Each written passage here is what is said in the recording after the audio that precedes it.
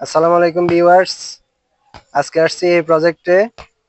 এগুলা অনেকে কি করে, ড্রেজার থেকে মানে পুকুর থেকে ড্রেজার দিয়া পুকুরের যে বালুগুলো আছে ওগুলো আনি ফেলায়। ওগুলো ফেলালে কি হয়, ওগুলোর সাথে মাটি থাকে, ওইখানে কি হয় মাটির সেটেলমেন্ট হয়, আস্তে আস্তে এই জিনিসটা নিচের দিকে যাইতে থাকে। আর যেগুলো এমনি নদীর বালু মানে বিট বালু যেগুলা, ওগুলা দিয়ে ফুরাইলে এগুলা যে সময় এই যে দুর্মুজ উনি করতেছে, দুর্মুজ করলে এই জিনিসটা কি হয় বসে যায়। ঠিক আছে, এগুলা দুর্মুজের হচ্ছে নিয়ম হচ্ছে 1 ফুট বালিটা পুরা বিটিতে ফালাই, ঠিক আছে, তারপরে হচ্ছে দুর্মুজ করতে হয়, আবার 1 ফুট ফালাই দুর্মুজ করতে হয়।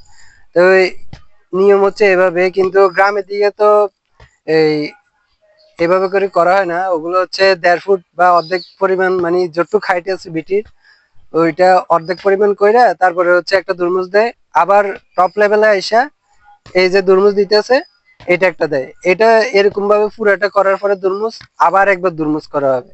ঠিক আছে, এই জিনিসটা আপনারা খেয়াল রাখবেন।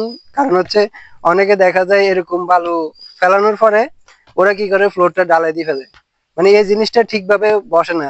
ঠিক আছে, তো এই জন্য আপনারা এই যারা বাড়ির মালিক আছেন তারা এই দুর্মুজের বিষয়ে খেয়াল রাখবেন, যাতে একবার টপ সার্ফেস দুর্মুজ করার পরে আবার একবার করতে হবে পুরাটা। ঠিক আছে, এই জিনিসটা আপনারা খেয়াল রাখবেন।